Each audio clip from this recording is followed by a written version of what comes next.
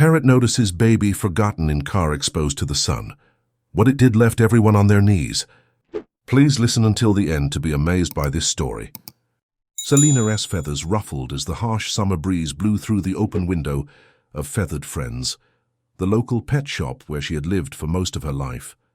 The African grey parrot watched with keen eyes as the world passed by outside, her gaze sweeping across the nearly empty parking lot of Ridgeview shopping centre.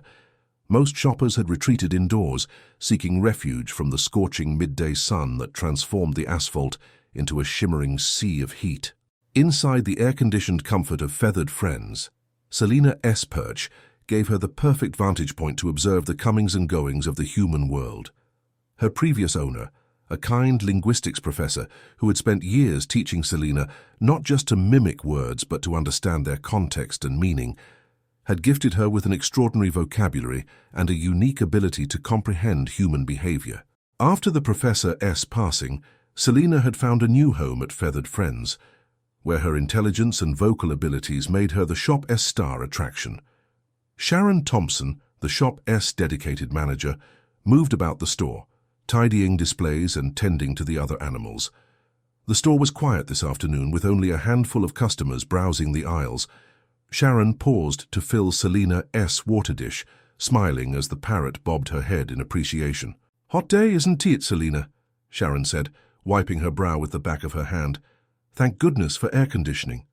"Hot day," Selena repeated, her voice clear and precise. "Thank goodness." Sharon laughed, still amazed by Selena's ability to not just mimic words, but respond appropriately to conversation. Just as she was about to move on to check on the new puppies that had arrived that morning, she noticed Selena's demeanor change drastically. The parrot's relaxed posture suddenly tensed, her feathers flattening against her body as she fixated on something outside. Sharon had worked with Selena long enough to recognize the signs of distress. The bird's head bobbed rapidly, and she began shifting from foot to foot, behavior she typically displayed only when genuinely agitated. "What's wrong, girl?" Sharon asked, moving closer to the window to follow Selena's gaze. Outside, the shimmering heat waves rose from the asphalt, distorting the view of the few scattered cars. Among them, a silver sedan sat in the far corner of the lot, its windows reflecting the harsh sunlight. At first glance, nothing seemed amiss, but Selena's agitation was growing by the second. "Baby?" Selena suddenly squawked, her voice taking on an urgency Sharon had never heard before. "Baby hot! Baby hot!" Sharon felt a chill despite the warm air of the shop. Selena had an extensive vocabulary, but these weren't phrases Sharon had ever heard her use together. The parrot's eyes remained locked on the silver sedan as she continued her urgent calls, now flapping her wings against the bars of her spacious cage. "Baby crying! Help, baby!" Selena screeched, her voice rising in pitch and volume. Heart racing, Sharon peered more intently at the sedan. The windows were completely rolled up despite the blistering heat, and as she focused, she thought she could detect a slight movement inside. Could there actually be a child in that car? "I'll check it out, Selena," Sharon said, already reaching for her phone as she hurried toward the door. She turned to Haley, the teenage assistant who was restocking shelves nearby. "Keep an eye on the shop. I need to check something outside." The wall of heat hit Sharon like a physical force as she stepped out into the parking lot. Sweat immediately beaded on her forehead as she hurried across the asphalt toward the silver sedan, her heart pounding not just from exertion, but from growing dread. As she approached, her worst fears were confirmed. Through the tinted windows she could make out a car seat in the back, and within it, a small baby, flushed red from the heat, making weak movements. The infant's face was streaked with tears, though the crying had grown faint, an alarming sign that the baby was becoming dangerously overheated. Sharon tried the door handles, but the car was locked. Panic surged through her as she realized the gravity of the situation. Inside a closed car under the summer sun, temperatures could quickly rise to lethal levels. The baby's weakening movements told her there wasn't much time. She dialed emergency services with trembling fingers, her eyes never leaving the infant. 911, what is your emergency? There is a baby locked in a car at Ridgeview shopping center, Sharon reported, her voice steadier than she felt. "The car is parked in the far end of the lot. Silver sedan, license plate RPT 542. The baby looks like it is suffering from heat exhaustion. We need help immediately." "We were dispatching emergency services now," the operator assured her. "Is there any sign of the parents or guardians?" "None that I can see," Sharon replied, scanning the area. "The shopping center isn't very busy right now. Do you have anything you can use to break the window if necessary?" Sharon glanced back at her shop, remembering the emergency hammer they kept behind the counter. "Yes, I can get something." "Officers are on their way, ETA 3 minutes, the operator informed her. "Stay on the line." Sharon waved frantically at Haley, who was watching anxiously from the shop's doorway. "Get the emergency hammer, hurry!" As Haley rushed back inside, other shoppers began to notice the commotion. A man carrying grocery bags approached, his face concerned. "What is going on?" "There is a baby locked in this car," Sharon explained, her voice tight with urgency. "Emergency services are on the way, but I don't know if we can wait." The man, who introduced himself as Jack, a local pediatrician, immediately set down his groceries and moved closer to the vehicle. His expression darkened as he assessed the situation through the window.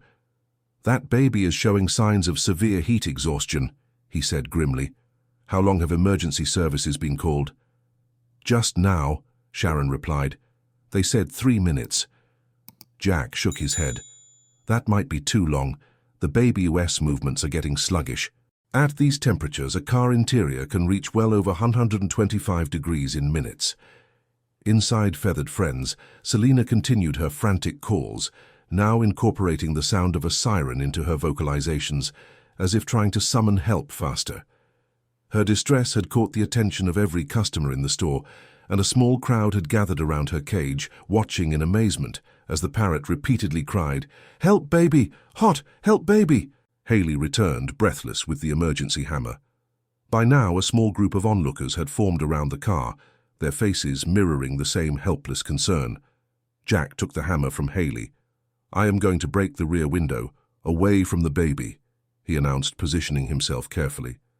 Just as he raised the hammer, the distant wail of sirens cut through the hot afternoon air. Within moments, a police cruiser screeched into the parking lot, followed closely by an ambulance. The officers were out of their vehicle before it had fully stopped, running toward the gathered crowd with their own equipment. "Stand back!" ordered Officer Natalie Williams, quickly assessing the situation. She nodded to her partner, Officer Peter Davis, who immediately positioned himself at the rear window of the sedan. "Breaking glass," he warned, before swinging a specialized tool that shattered the window with a controlled precision that sent the glass falling outward rather than into the car. A blast of superheated air escaped the vehicle, so intense that those standing nearby could feel it on their faces. Officer Williams reached through the broken window, unlocking the car and throwing open the doors to ventilate the interior. Paramedics rushed forward with their equipment, gently lifting the listless infant from the car seat. The baby's skin was alarmingly hot to the touch, flushed an angry red, and its clothes were soaked with sweat. "Core temperature is dangerously elevated," one paramedic called out, already applying cool compresses to the infant's skin. "Severe dehydration. We need to transport immediately." Inside Feathered Friends, Selena had grown somewhat quieter now that help had arrived, but she remained agitated, pacing on her perch and watching the scene unfold through the window. Sharon, who had given her statement to Officer Davis, returned to the shop, her face pale with the shock of what had just transpired. "You saved that baby's life," Haley said quietly, as Sharon approached Selena's cage. "So," Sharon replied, gently stroking Selena's feathers through the bars of the cage. Selena did. Somehow she knew. As the paramedics prepared to transport the baby to the hospital, a woman's scream pierced the air. A young mother burst through the growing crowd, shopping bags dropping from her hands, her face contorted with horror and guilt. "My baby!" she cried, rushing toward the ambulance. "Oh God, my baby!" Officer Williams intercepted her, speaking in low, firm tones as the woman collapsed into sobs. From what Sharon could overhear, it appeared the mother, Gillian, had thought her husband had taken the baby with him when they separated to do different errands. A simple miscommunication had led to a potentially tragic outcome. As the ambulance departed with the baby and the distraught mother, Officer Davis approached the pet shop. Sharon met him at the door. "I'd like to ask you a few more questions," he said, "particularly about your parrot. The witness statements are unusual." He glanced at Selena, who was watching him intently from her perch. "They were saying the bird was the one who noticed the baby and raised the alarm. Is that accurate?" Sharon nodded. Selena started acting strangely and saying, "Baby hot, help baby." She never said those exact phrases before, at least not together like that. "I followed her gaze and that when I spotted the car." Officer Davis jotted notes in his pad. "That remarkable. And you say she never been trained specifically to recognize emergencies?" "No, but she extraordinarily intelligent," Sharon explained. "Her previous owner was a linguistics professor who spent years working with her. Selena doesn't just mimic words, she understands context and can apply vocabulary appropriately." As if to demonstrate, Selena bobbed her head and said clearly, "Baby safe now, baby okay." Officer Davis looked startled, then impressed. "Well, I don't know if I would have believed it if I hadn't heard it myself." He closed his notebook. "Thanks to your Parrot warning and your quick action, that baby has a good chance of making a full recovery."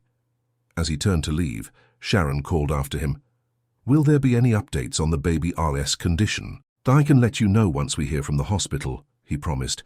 "And I have a feeling this story isn't over yet. There was something about this whole situation that doesn't quite add up."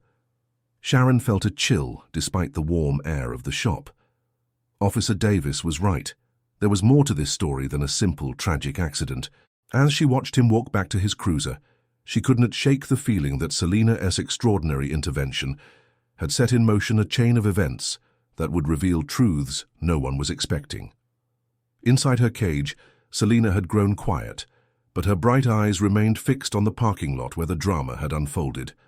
The Parrot's uncanny perception had already saved one life today, but Sharon suspected Selena's role in this unfolding mystery was far from over. Little did she know that in the days to come, the bond between human and bird would be tested in ways she could never have anticipated, as the true circumstances surrounding the baby in the car came to light. 3 days after the incident, feathered friends had become something of a local attraction. Word had spread quickly about the parrot who had saved a baby's life, and curious visitors streamed into the shop, hoping to catch a glimpse of the heroic bird. Sharon had been forced to establish a small viewing area near Selena's cage, with a sign politely asking visitors not to tap on the glass or make loud noises that might distress the parrot. Selena seemed to take the attention in stride, occasionally greeting her admirers with a cheerful hello or good day, but Sharon noticed that the bird remained somewhat vigilant, her keen eyes frequently darting to the window overlooking the parking lot. The local newspaper had run a front-page story titled, "Feathered Guardian Angel, Pet Shop Parrot Saves Infant," complete with a photograph of Selena that had been taken by a customer during the rescue. Sharon had given a brief interview explaining how Selena had raised the alarm, but she'd been careful not to sensationalize the story. The truth was remarkable enough without embellishment. It was late afternoon, and the shop was finally quieting down after another busy day of Selena's admirers. Sharon was restocking shelves when the bell above the door chimed. She turned to see Officer Davis entering, his expression serious but not grim. "Good news, hon," he said without preamble. "The baby is going to be fine. Doctors say there is no permanent damage from the heat exposure." Sharon felt relief wash over her. That's wonderful news. And the mother? Gillian, wasn't it? Officer Davis nodded, hesitating slightly before continuing. "She's doing as well as can be expected. The incident is being treated as an accident, though Child Protective Services will be conducting follow-up visits." Sharon sensed there was something he wasn't saying, but Davis glanced around to ensure they wouldn't be overheard by the few remaining customers. "I'd like to speak with you privately, if possible." Sharon led him to the small office at the back of the shop, gesturing for him to take a seat while she closed the door. Selena, who had been watching their interaction intently, let out a soft whistle as they passed her cage. "Smart bird," Davis commented, nodding toward Selena. "That's actually part of what I wanted to discuss with you." Once they were seated in the office, Davis pulled out his notebook. We've been investigating the circumstances surrounding the incident, and several things Donna T add up. First, both parents have conflicting stories about who was supposed to have the baby. Gillian claims her husband Liam told her he was taking their daughter to his mother S house.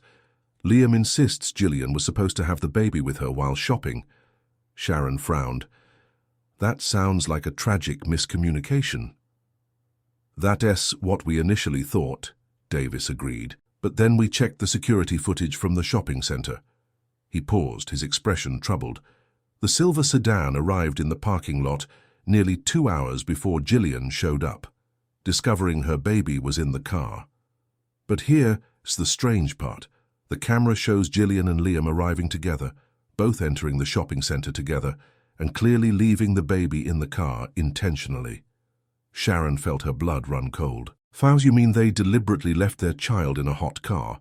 Why would anyone do that? That is what we were trying to determine, Davis replied. Their behavior on camera is odd. They appear to check their watches several times, as if waiting for something specific to happen. They are currently claiming memory lapses due to stress, but our department psychologist isn't buying it. He flipped to another page in his notebook. There's more. This isn't the first incident of its kind in our area. In the past month, there have been 2 other cases of infants being accidentally left in vehicles. In both cases, the babies were discovered just in time, and the parents had similar conflicting stories about who was supposed to be watching the child. Sharon leaned back in her chair, trying to process this disturbing information. Are you saying these incidents are somehow connected? That they deliberate? Davis' expression was grim. We don't know yet. But I wanted to ask if you'd be willing to help us. Your parrot might be key to uncovering what's really going on here. Selena? How could she help? Birds are incredibly observant, Davis explained. They notice patterns and changes that humans might miss. Selena's cage gives her a perfect view of that section of the parking lot. If these incidents are connected, if someone is orchestrating them for some reason, Selena might have witnessed something significant. Sharon considered this. What exactly are you asking me to do? We'd like to set up discrete surveillance equipment in your shop, focused on the parking area where the incident occurred, and we'd like your permission to record and monitor Selena says vocalizations.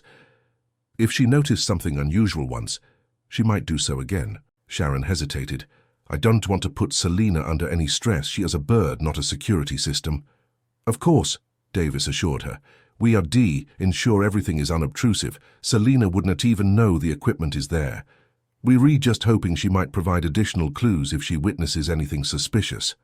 Before Sharon could respond, there was a soft knock at the office door. Haley peeked in, looking apologetic for the interruption. I'm sorry, but there is someone here asking specifically to speak with you, Sharon. She says it's about Selena and the baby. Sharon and Officer Davis exchanged glances before following Haley back to the main area of the shop. A woman stood near Selena's cage, watching the parrot with an intensity that made Sharon uneasy.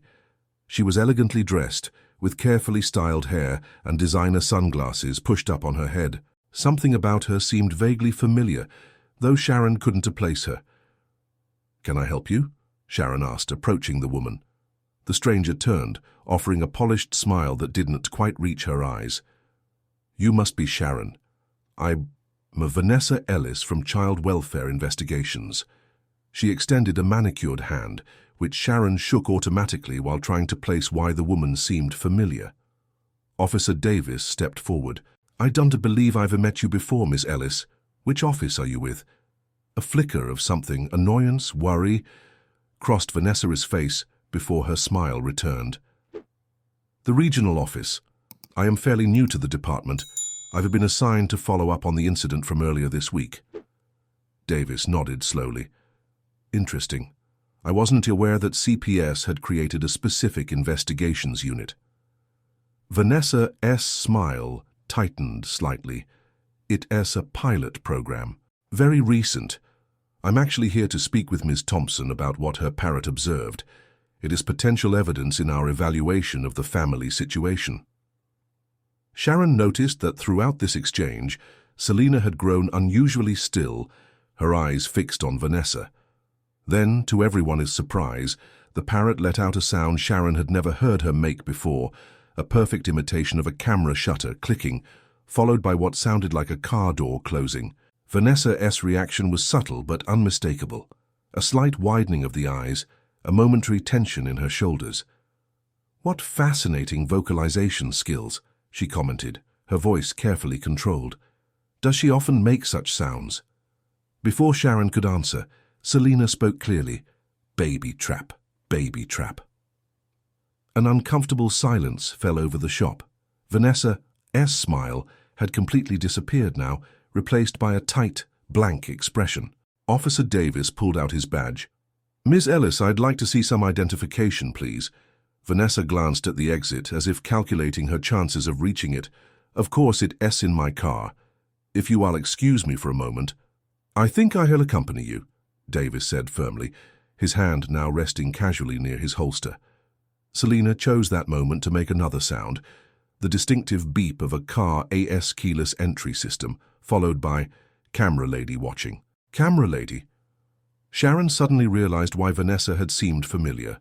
Looking more closely at her face, Sharon recognized her from the crowd that had gathered during the baby's rescue. She hadn't been particularly noticeable then, just another concerned onlooker, but she had been there watching everything unfold. Davis had reached the same conclusion. Am I going to need you to come down to the station with me for some questions?" Vanessa's composed demeanor cracked. "This is absurd. You cannot possibly be taking the word of a bird over a human being." "No," Davis replied calmly. "But I can certainly investigate why someone claiming to be from a non-existent Department of Child Protective Services is interested in this case, and why that same person appears in our surveillance footage of multiple incidents involving children left in vehicles." Vanessa's face paled. Without warning, she shoved a display rack toward Davis and bolted for the door. She might have made it if not for Marcus Reeves, a former high school football player who now worked part-time at the hardware store next door. Hearing the commotion, Marcus had stepped into Feathered Friends just as Vanessa made her desperate dash. He instinctively blocked the doorway, his solid frame creating an impassable barrier. Vanessa collided with Marcus, the impact sending her stumbling backward. Davis was on her in an instant, securing her hands behind her back as he recited her rights. "Vanessa Ellis, you are under arrest for impersonating a government official and obstruction of justice. You have the right to remain silent." As Davis led Vanessa away, Sharon stood rooted to the spot, trying to process what had just happened. Haley and the few customers who had witnessed the scene appeared equally stunned. Selena, however, seemed almost satisfied. The parrot preened her feathers calmly, as if she had accomplished precisely what she had intended. The next morning, Sharon arrived at the shop early, having barely slept after the previous day's dramatic events. Officer Davis had called late the previous night to inform her that Vanessa Ellis was actually Victoria Eldridge, a private investigator with a suspended license and a history of working for questionable clients. Victoria had refused to reveal who had hired her or why she was interested in the baby incidents, insisting on speaking with an attorney first. As Sharon unlocked the shop, she found Officer Davis waiting by the entrance, accompanied by a woman Sharon didn't recognize. Davis introduced her as Detective Olivia Martinez, who specialized in crimes involving children. "We need your help, Miss Thompson," Detective Martinez began once they were inside, "and Selena's help as well. Victoria Eldridge still isn't talking, but we've uncovered something disturbing. Each of the babies involved in these accidental incidents has been photographed during the rescue. Professional quality photos taken from a distance, documenting the parents, reactions, the first responders, everything." "Photos?" Sharon repeated, confused. "For what purpose?" "We believe someone is orchestrating these incidents," Martinez explained. "First, creating artificial emergencies to document real reactions. It's like a twisted social experiment." Sharon remembered Selena's camera shutter sound and her words, "Camera lady watching." Victoria was taking the photos. "She was one of several photographers, we believe," Davis said. We found high-end camera equipment in her vehicle, along with multiple memory cards. The technical team is analyzing them now. Sharon felt sick at the implications. So are you saying someone is deliberately putting babies in danger just to... What? Study how people react? Martinez nodded grimly. That is our working theory, and based on the equipment and coordination involved, this isn't just one or two people. This appears to be an organized operation. Davis moved toward Selena's cage, where the parrot was watching them with apparent interest. We believe Selena may have witnessed more than just the most recent incident. Her ability to mimic sounds she has heard could provide crucial evidence. Sharon approached Selena's cage, speaking softly to the bird. Selena, can you tell us what you saw, what you heard in the parking lot? Selena tilted her head, her intelligent eyes focusing on Sharon. Then, to everyone's amazement, the parrot began a series of vocalizations that sent chills down Sharon's spine, the sound of a car door opening. Right here is perfect. Amanda's voice, soft but clear, the clicking of a camera lens adjusting. 40 minutes maximum. A woman's voice, recognizably Victoria's, the sound of retreating footsteps. Then, heartbreakingly, the faint cries of a baby, growing more distressed over time. Detective Martinez was recording everything on her phone, her expression growing darker with each vocalization. This is extraordinary, she murmured. She's giving us a timeline of events. The Selena wasn't finished.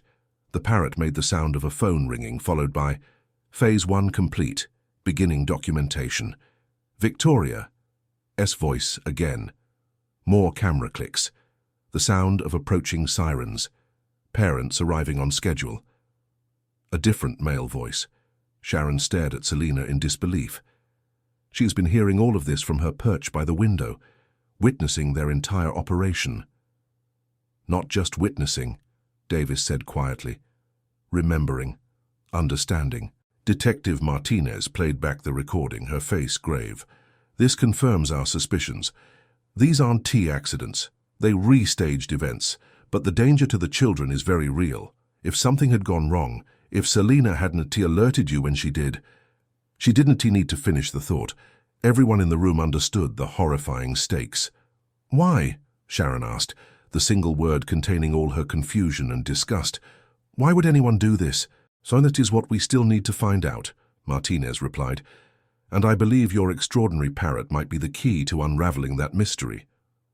As if in response, Selena made another sound, the distinctive click of a thumb drive being inserted into a computer, followed by upload the Goldfinch Project data. The client waiting. Davis and Martinez exchanged significant looks. Goldfinch Project, Martinez repeated. That is our first concrete lead on what they were calling this operation. Sharon moved closer to Selena's cage, gently stroking the top where the parrot could feel her touch through the bars. You've been trying to tell us all along, haven't it you, girl? Selena bobbed her head, making a soft trilling sound that somehow conveyed both affirmation and concern. Babies in danger, she said clearly. Stop bad people. We will, Sharon promised, looking at the officers. So on to we. With Selena's help, we have a much better chance, Davis assured her. But we need to move carefully. If this is as organized as it appears to be, the people behind it won't hesitate to cover their tracks or eliminate witnesses. The implication was clear. Sharon glanced at Selena, a new worry forming. You think Selena could be in danger? Martinez nodded reluctantly. It bears a possibility we have to consider. Victoria knew she was here, which means others in the organization might know as well. After yesterday's confrontation, they will realize she poses a threat to their operation. Then we need to protect her, Sharon said firmly. We've already arranged for plainclothes officers to maintain surveillance on the shop, Davis assured her. And we'd like to install security cameras both inside and outside the premises. Sharon agreed without hesitation. Whatever you need. Selena saved that baby's life. I wouldn't let anything happen to her. As the officers began discussing the security arrangements, Sharon watched Selena, who had returned to her normal routines, preening her feathers and occasionally calling out greetings to the officers. It was almost impossible to reconcile this seemingly ordinary pet shop parrot with the crucial witness she had become in what was shaping up to be an extraordinary case. Yet there was nothing ordinary about Selena. Her intelligence, her perception, and her apparent moral compass, her determination to protect the vulnerable, set her apart in ways Sharon was only beginning to understand. The bond between them had always been special, but now it had taken on a new dimension, one of mutual protection and purpose. As Detective Martinez prepared to leave, she paused by Selena's cage. "I'll need to bring in an expert who specializes in avian vocalizations," she said. "Someone who can help us interpret everything Selena has heard and understands. With her testimony, and yes, I am calling it testimony, we might be able to bring down this entire operation." Sharon nodded, determination replacing her earlier fear. "Selena and I will do whatever it takes. These people can't be allowed to continue putting children at risk for whatever twisted purpose they have." Davis handed Sharon his card with a direct line written on the back. "I call immediately if you notice anything suspicious, or if Selena seems to be alerting to something new, day or night." As the officers left to begin implementing the security measures, Sharon returned to Selena's cage. The parrot was watching her with those intelligent, knowing eyes. "We were going to catch the bad people, Selena," Sharon promised softly. "Together." Selena bobbed her head, her voice clear and determined. "Protect babies, catch bad people." Outside, the late afternoon sun cast long shadows across the parking lot, where the silver sedan had stood just days before. From her perch, Selena maintained her vigilant watch, her extraordinary mind processing and remembering, waiting for the moment when her unique abilities would once again be needed to protect the innocent and expose the truth. The pieces of the puzzle were beginning to come together, but the complete picture and the dangers it would reveal was still emerging from the shadows, its full dimensions yet to be understood by those now dedicated to bringing it into the light. The transformation of feathered friends into a secure observation post happened with remarkable efficiency. Within 24 hours, discreet security cameras had been installed both inside and outside the shop, and plainclothes officers maintained a constant presence in the vicinity. Detective Martinez had brought in Dr. Eleanor Kingsley, an ornithologist specializing in parrot cognition and communication, to help interpret and document Selena's vocalizations. Sharon watched as Dr. Kingsley sat patiently near Selena's cage, recording and cataloging every sound the parrot made. The scientist's initial skepticism had quickly given way to fascination and then to profound respect for Selena's abilities. "Her mimicry isn't to just phonetic reproduction," Dr. Kingsley explained to Sharon and Detective Martinez during a brief break. She is contextualizing the sounds, associating them with specific events and individuals. This goes beyond typical parrot behavior. Selena is essentially creating an auditory map of what she's witnessed. Detective Martinez nodded thoughtfully. "Can we use this in court? Would her testimony be admissible?" "Not directly," Dr. Kingsley admitted, "but her vocalizations can lead us to concrete evidence. Think of Selena as pointing us toward where to look, rather than as a witness herself." Over the next few days, their patience was rewarded. Victoria Eldridge, facing serious charges and the prospect of a lengthy prison sentence, finally agreed to cooperate in exchange for a reduced sentence. Her revelations were disturbing, but filled in crucial gaps in the investigation. "The Goldfinch Project is a psychological research operation," Detective Martinez explained to Sharon after the debriefing. "Funded by a private foundation called New Dawn Behavioral Research. Their stated mission is studying crisis response patterns to develop better emergency protocols, but their methods are completely unethical and illegal." "They were deliberately putting babies in danger just to study how people react?" Sharon asked, still struggling to comprehend such callousness.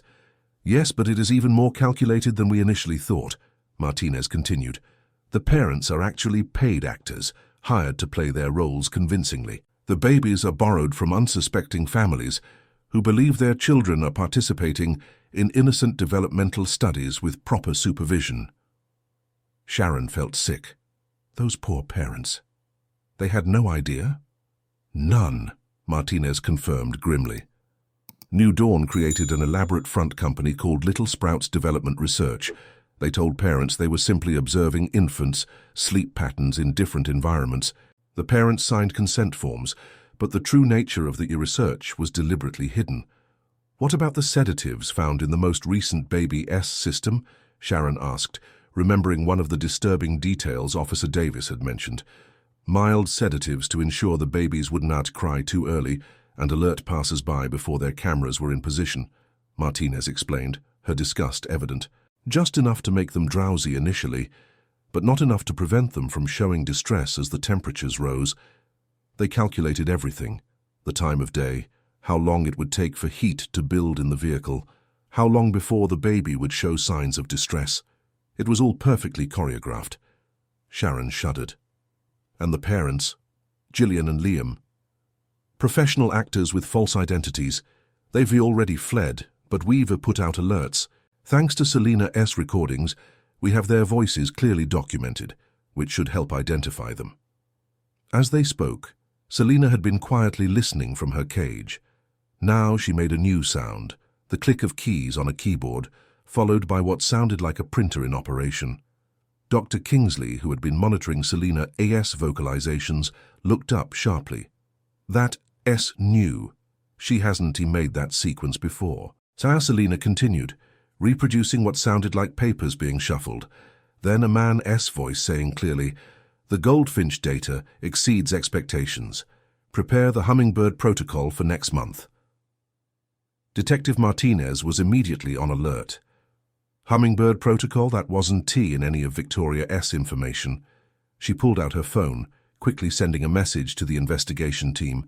Sharon moved closer to Selena's cage. "What else did you hear, girl? What is the hummingbird protocol?" Selena tilted her head, her eyes focused intently on Sharon. Then she made another series of sounds, a pen scratching on paper, then a different male voice saying, "Test groups in 5 locations, smaller children, higher stress variables." The room fell silent as the implications sank in. Whatever the hummingbird protocol was, it appeared to be an escalation, potentially putting even younger children at greater risk. "We need to move faster," Martinez said, her voice tight with urgency. "New Dawn might be accelerating their timeline if they suspect their operation has been compromised." Dr. Kingsley had been recording everything. "Ivy never documented anything like this," she said quietly. "Selena isn't just reproducing random sounds she has heard. She is deliberately selecting and sequencing information to communicate specific warnings." As if to confirm this assessment, Selena spoke again, her words clear and precise. "Bad people coming. Soon. Very soon." Sharon felt a chill run down her spine. "She is warning us. I think whoever she is behind this might be planning to silence her." Martinez didn't hesitate. "I am calling for additional security immediately, and we need to move Selena to a more secure location." Just as Martinez reached for her phone, the shop's lights flickered and went out. Emergency backup lights came on dimly, casting long shadows through the store. "Power cut," Martinez said tersely, drawing her weapon. "This isn't a coincidence." The security system should have switched to backup power, but the monitors remained dark. Someone had cut both main and backup systems. Sharon moved protectively towards Selena's cage. "What do we do?" "Security team, report." Martinez spoke urgently into her radio, but there was only static in response. "Communications are being jammed." Dr. Kingsley quickly gathered her recording equipment. "We need to protect the evidence we've already collected. And Selena." The sound of glass breaking at the rear of the shop confirmed their fears. Someone was forcing entry. Martinez positioned herself by the office door, gesturing for Sharon and Dr. Kingsley to stay back. "Get Selena and take cover. I've already triggered a silent alarm on my phone. Backup should be on the way." Sharon quickly unlocked Selena's cage. The Parrot stepped onto her offered arm without hesitation, clinging firmly but gently. "It's okay, girl," Sharon whispered. "We won to let them hurt you." From their position in the office, they could hear footsteps moving through the darkened shop. Martinez had closed the office door, but it wouldn't hold for long if someone was determined to get through. 3 minutes until backup arrives. Martinez whispered, checking her phone. "We just need to hold tight." Selena, perched on Sharon's arm, had remained remarkably calm despite the danger. Now she made a soft sound, almost like a warning purr, and tilted her head toward the ceiling.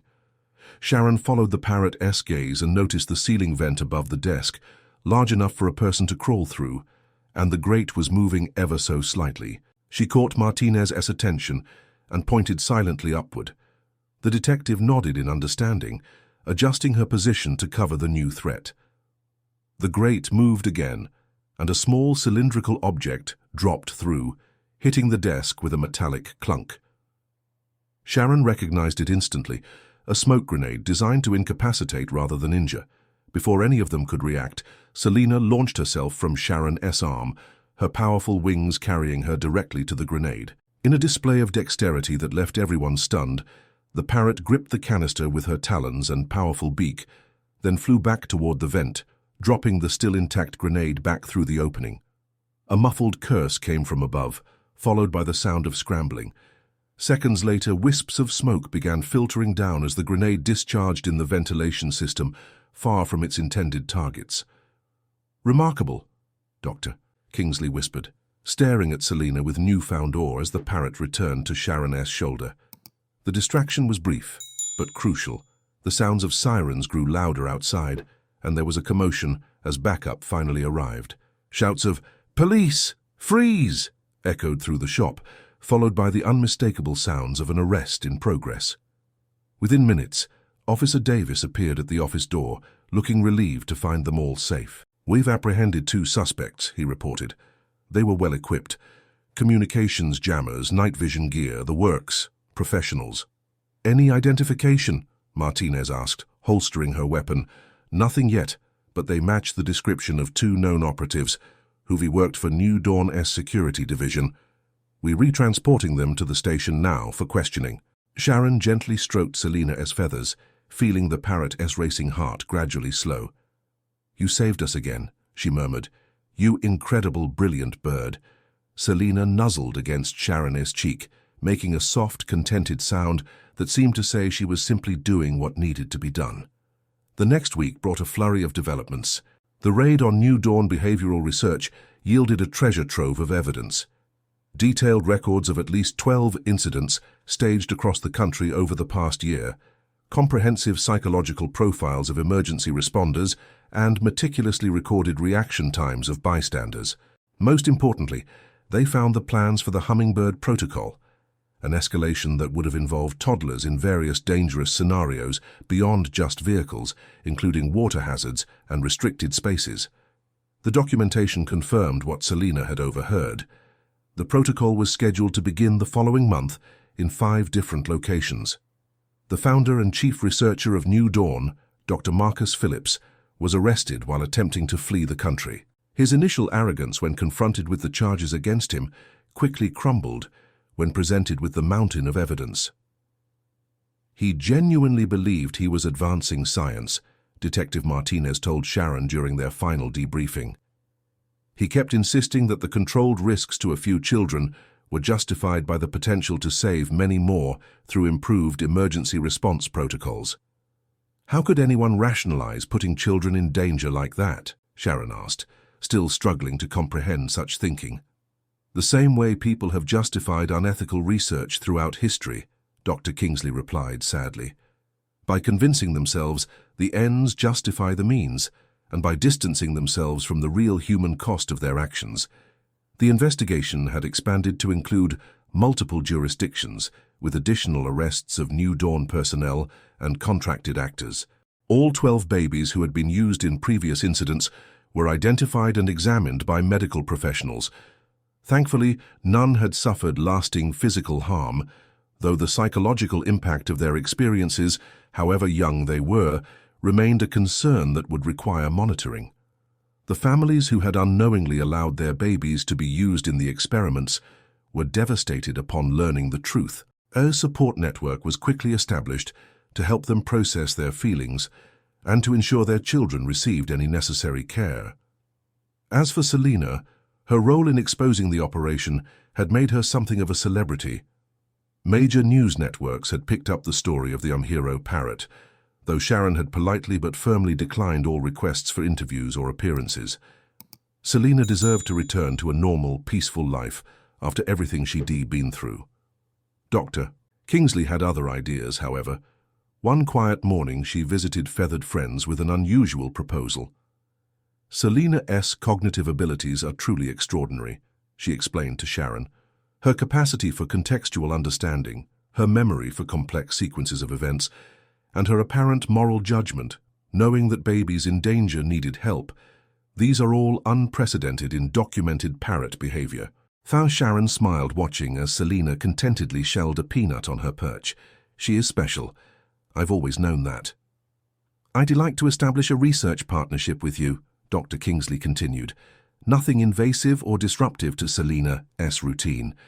Just regular sessions here at the shop to document her abilities and perhaps better understand the full potential of avian cognition, with appropriate compensation for your time, of course. Sharon considered the proposal, and the research would be ethical. No stress or discomfort for Selena. Absolutely, Dr. Kingsley affirmed. Everything would be on Selena's terms. If she is not interested in participating on any given day, we simply respect that. The goal is understanding, not exploitation. Selena, who had been listening to the conversation with apparent interest, let out a cheerful whistle and said clearly, "Selena help. Selena smart." Sharon and Dr. Kingsley exchanged smiles. I think that S as close to consent as we were likely to get, Sharon said. Over the following months, Selena's sessions with Dr. Kingsley yielded fascinating insights. The parrot demonstrated not only remarkable mimicry skills, but also cognitive abilities that challenged existing understanding of avian intelligence. She could identify objects from verbal descriptions alone, associate specific sounds with particular events or individuals, and even seem to grasp the concept of time, distinguishing between events that had happened recently and those from the more distant past. As for the legal case against New Dawn and its operatives, it proceeded steadily through the justice system. Dr. Phillips and his core team faced multiple felony charges, including child endangerment, fraud, and conspiracy. The professional actors who had posed as parents were charged as accessories. Victoria Eldridge, true to her agreement, provided valuable testimony that helped ensure convictions. One bright autumn afternoon, nearly 6 months after the initial incident, Sharon received a special visitor at Feathered Friends. Officer Davis, recently promoted to sergeant, arrived with a small, official-looking package. "This is for Selena," he explained, presenting the box to Sharon. The department wanted to recognize her contribution formally. Inside was a specially crafted medallion, inscribed with Selena's name and the words, "For extraordinary service and protection of the innocent," along with the date of the first rescue. Accompanying it was a certificate naming Selena an honorary guardian of public safety. "It is mostly symbolic, of course," Davis said with a smile, "but everyone felt it was important to acknowledge what she did. Those children are safe because of her." Sharon carefully showed the medallion to Selena, who examined it with her typical curiosity, gently tapping it with her beak. "She might not understand the significance," Sharon said, "but I certainly do. Thank you for this." Davis nodded, his expression turning more serious. "There is something else you should know. The last of the families affected by New Dawn's experiments has been notified. Her support foundation has been established to ensure any long-term care the children might need is covered. And new regulations are being drafted for research involving children, with much stricter oversight and verification procedures." "So some good has come from this, at least," Sharon observed. "Yes," Davis agreed, "and there's more." Dr. Kingsley's preliminary papers on Selena's abilities have sparked interest in the scientific community about the ethical treatment of intelligent birds. There is talk of new standards for parrot care in captivity, recognizing their cognitive and emotional needs. Selena, perhaps sensing she was the topic of conversation, fluffed her feathers and said clearly, "Selena, protect. Baby's safe now." Davis smiled. "She still amazes me every time." "Me too," Sharon admitted. And she reminds me every day that sometimes the most extraordinary heroes come in the most unexpected packages. As Davis prepared to leave, he paused by Selena's cage. You know, in all my years of police work, I've never seen anything quite like this case, or anyone quite like Selena. The parrot tilted her head, studying him with those bright, intelligent eyes. Then she spoke, her voice clear and emphatic. Love protects. Always watch. It wasn't a just mimicry. It was wisdom, simple but profound, from a creature whose capacity for compassion had transcended the limitations of species and speech to protect the most vulnerable among us. In the years that followed, Selena continued her dual role as both beloved pet shop parrot and participant in Dr. Kingsley's groundbreaking research. Her sessions revealed ever more fascinating aspects of avian cognition, helping scientists develop new understanding of animal intelligence and emotion. The shop remained a popular destination for locals, many of whom came as much to see Selena as to purchase pet supplies. Sharon had expanded the store to include an educational section with information about parrot intelligence and proper care. A portion of the shop's proceeds now supported a foundation for research into ethical animal cognition studies. As for the babies who had been rescued, they thrived under the loving care of their real families, too young to remember their ordeals, but forever connected by the extraordinary circumstances of their rescue. The parents occasionally brought them to visit feathered friends, where Selena would greet them with gentle curiosity. One particularly memorable day, the mother of the very first baby Selena had saved brought her now toddler daughter to the shop. The little girl, healthy and vibrant, was immediately captivated by Selena. She pointed at the parrot with delight, and to everyone's surprise, her very first clearly spoken word was bird. Selena tilted her head, studying the child she had once helped rescue, then spoke with perfect clarity.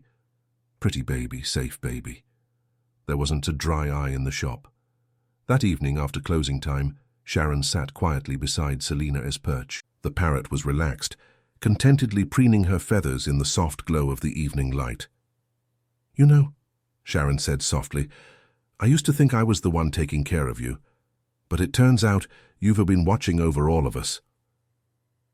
Selena paused in her preening, regarding Sharon with those intelligent eyes that seemed to hold the wisdom of ages.